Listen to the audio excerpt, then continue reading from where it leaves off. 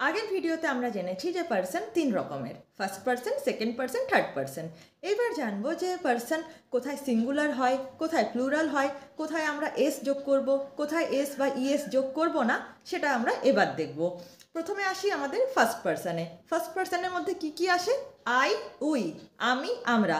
এবার আই হচ্ছে এক বচন, এটা তো বোঝা যাচ্ছে। তাহলে আই এর সাথে সবসময় আমরা সিঙ্গুলার বলবো। ফার্স্ট পার্সন সিঙ্গুলার হলো আই। আমরা, উই যখন বলছি তখন বহু বচন, তাহলে উইটা হচ্ছে ফার্স্ট পার্সন বা প্লুরাল। তাহলে আই হলো ফার্স্ট পার্সন সিঙ্গুলার, উই হলো ফার্স্ট পার্সন প্লুরাল, ঠিক আছে। কিন্তু এই ফার্স্ট পার্সন সিঙ্গুলার আর প্লুরালের সাথে আমি কিন্তু কখনোই এস বা ইএস যোগ করব না। আমি সবসময় বলবো I eat, we eat, I play, we play. কোথাও কিন্তু আমি আই প্লেজ করছি না বা আই ইটস করছি না। I go to school, we go to school, I goes হচ্ছে না। বা আরেকটা সেন্টেন্স বলি, আমি রাতে ঘুমোই, আই স্লিপ অ্যাট নাইট। আর আমি যদি এখন বলি যে আমরা সবাই রাতে ঘুমোই, তাহলে we all slip at night. এখানে কিন্তু আই এর সাথে সিঙ্গুলার আছে বলে আমি আই স্লিপস করলাম না, ঠিক আছে।